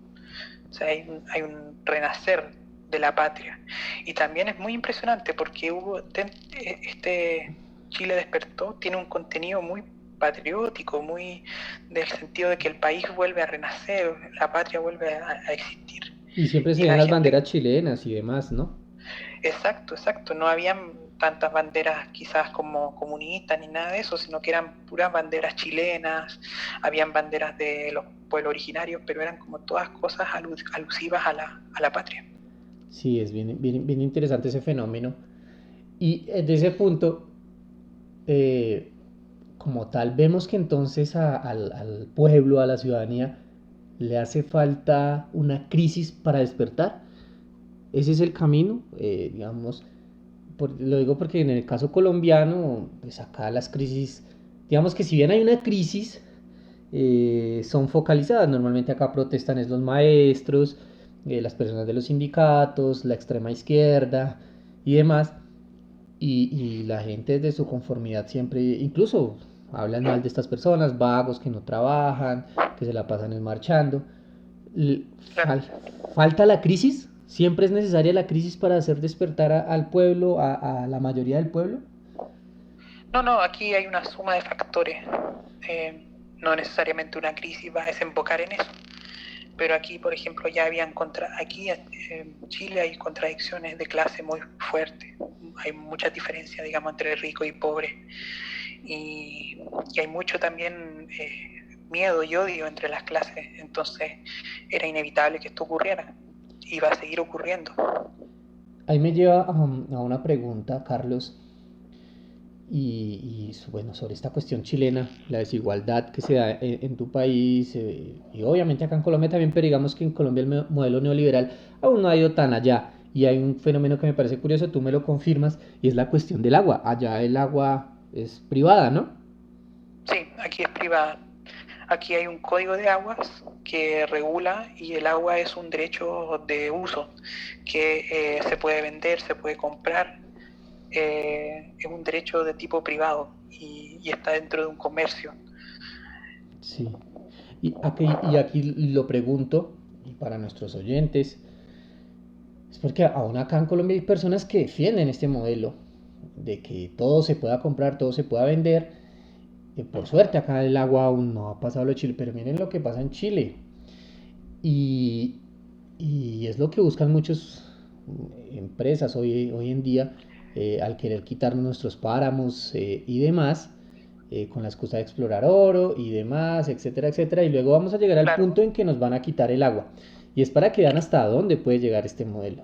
Es un modelo claro, totalmente amoral, digo yo. absolutamente. De hecho, aquí hay sectores donde la gran minería ha privado totalmente de agua a sectores campesinos, o hay campesinos de, por ejemplo, lo que llamamos acá la palta, el aguacate, creo que le dicen ustedes, Sí, que consume mucha agua y los productores de palta se compran todos los derechos de agua y también digamos, le privan de toda el agua a otros tipos de campesinos, de productores. Entonces hay un abuso muy grande y una desigualdad pero espantosa y es casi inhumana porque el agua es un elemento vital, no solamente para la producción, sino que también para la vida misma. sí, claro. Eso sí, quiero decirles que si bien en Colombia aún no está escrito que el agua sea, digamos, privada, en La Guajira pasó algo eh, similar a lo que nos hablaba Carlos, y los invito a nuestros oyentes y a todos nuestros amigos militantes de Aurora y demás que averigüen qué pasó con los ríos que circulaban por allá en La Guajira, porque La Guajira, Carlos, te pongo en contexto, es una parte al norte del país, medio desértica, pero que no era tan desértica hasta que llegó cierta multinacional encargada del Cerrejón, que es una mina de carbón y demás. Y bueno, los invito a nuestros amigos oyentes que averigüen qué pasó con esos ríos, quién fue el que los secó, para que vean hasta dónde puede llegar este modelo que muchos defienden hoy en día. Y, y bueno, ahí se demuestra que es un modelo amoral, es un modelo que no le importa el bienestar de nadie, simplemente el lucro y el lucro. Carlos, bueno, en ese momento llevamos ya algo más de hora y media de nuestro programa.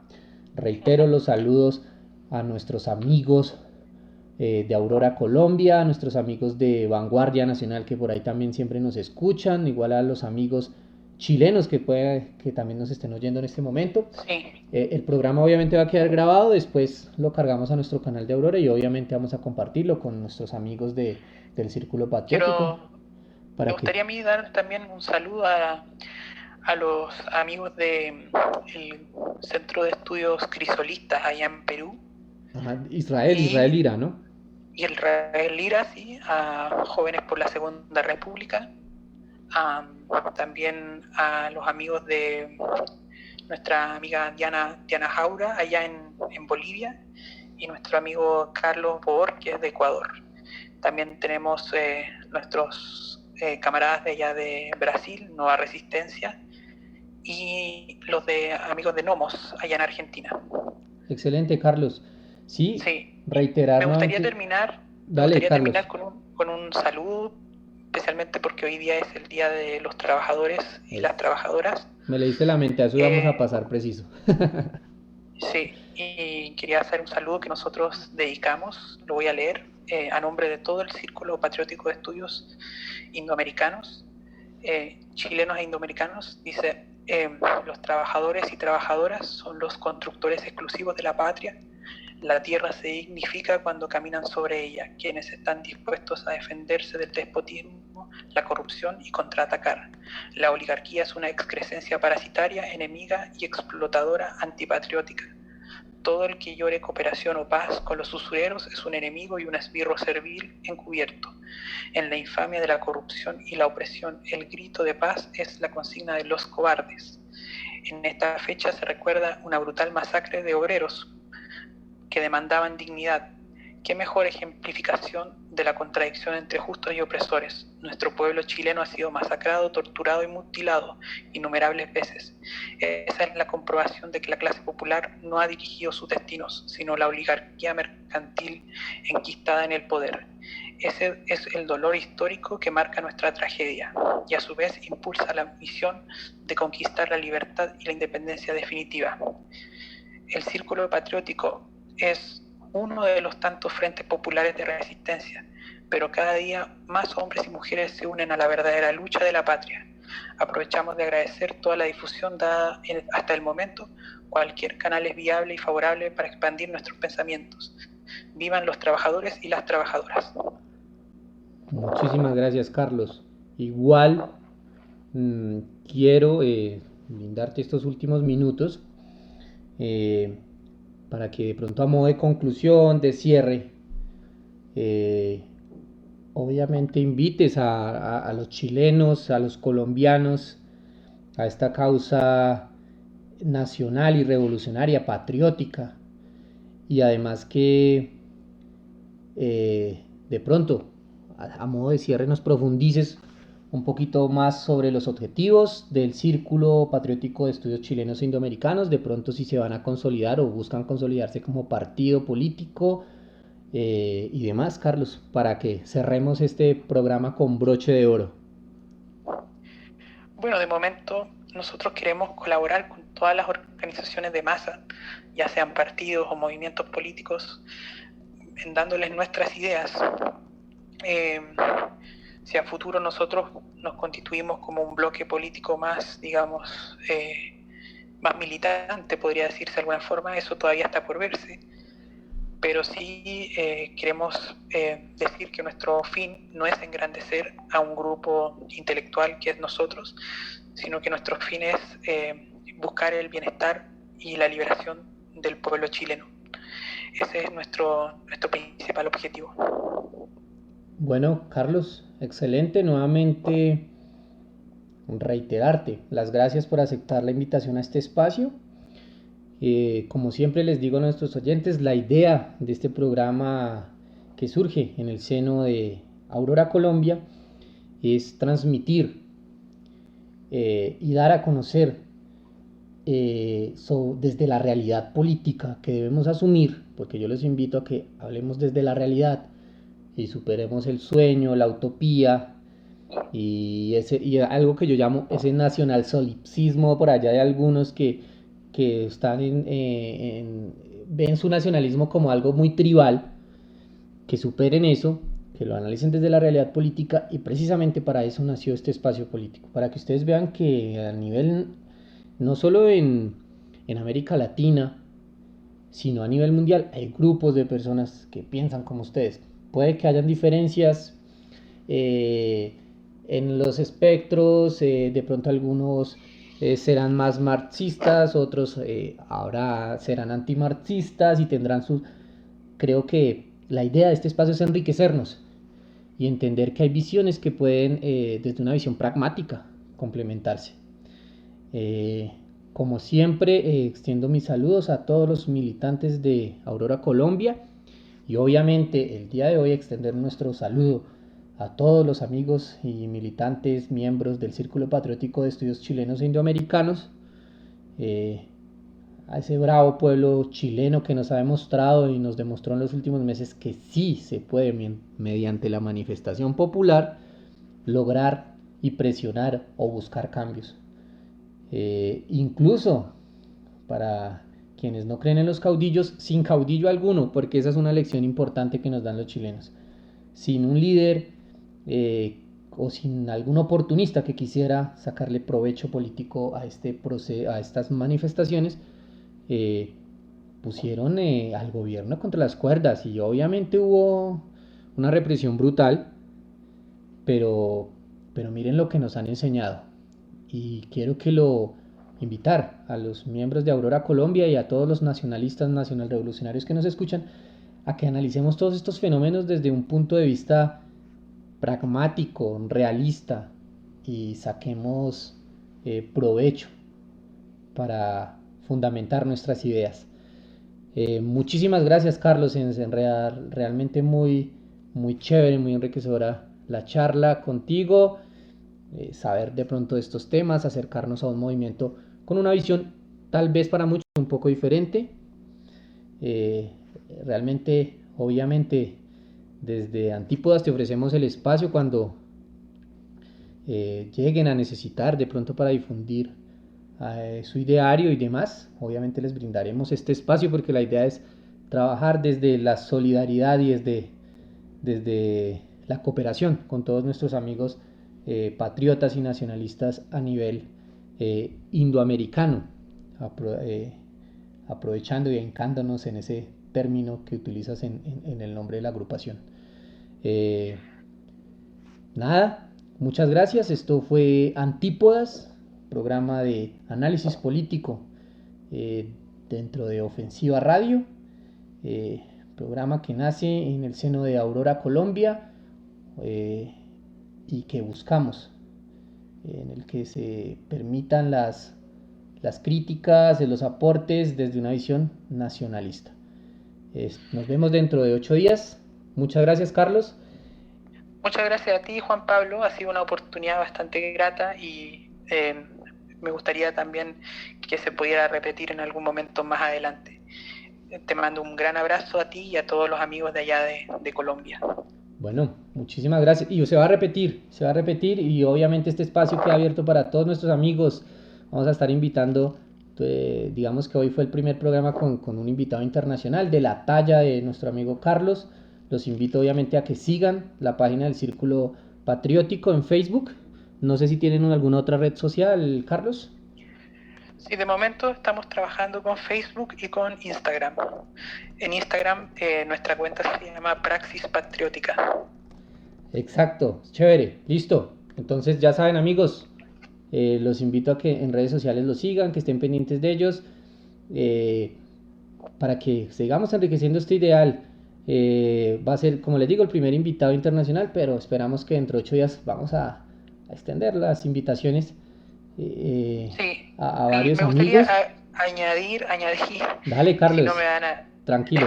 se van a enojar conmigo si no lo Mm, digo, pero tenemos una revista que se llama la revista Herejía, que sacamos publicaciones casi todos los meses, donde están también contenidas el gran desarrollo, digamos, de nuestras ideas. Y esa revista la compartimos a través de nuestra página y de nuestras redes sociales. Así para que aquellos que estén interesados, aquellos y aquellas que estén interesados puedan, digamos, acceder a leerla. listo, la revista Herejía. La conseguimos también en el fanpage del Círculo, ¿cierto? Así es, ahí están todos los enlaces para descargarla. Listo amigos, entonces ya saben, nuestros oyentes, para que vayan al Facebook y descarguen esta revista.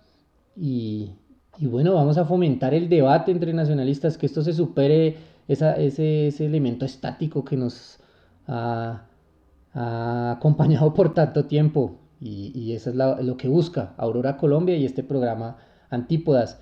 Un gran saludo, obviamente, para los amigos, el amigo David Lando en Ecuador, para Carlos también en Ecuador, que por ahí también han estado acompañando nuestros procesos, al amigo Luis Cabrera también de Ecuador, a Marcela Naranjo también, un gran saludo, que han estado pendientes del programa y que nos acompañan siempre con ese apoyo virtual a Aurora Colombia y al programa. Recuerden que dentro de 8 días vamos a tener nuevamente invitado. Entonces, sorpresa, no les digo este momento, ya vamos a hacer las gestiones con ellos, a ver que nos acepten y seguir invitando. También esperamos tener por acá a Luis Bozo en un futuro, un gran teórico al que sigo y del que leo mucho. Esto fue Antípodas, programa de Aurora Colombia. Mi nombre es Juan Pablo Gómez y nos vemos dentro de 8 días.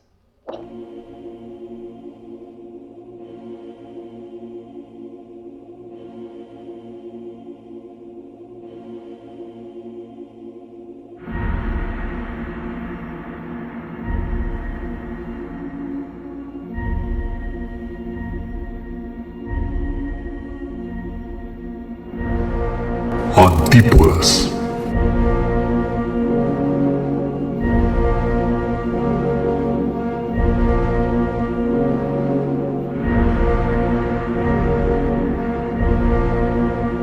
Programa de análisis político. En Ofensiva Radio.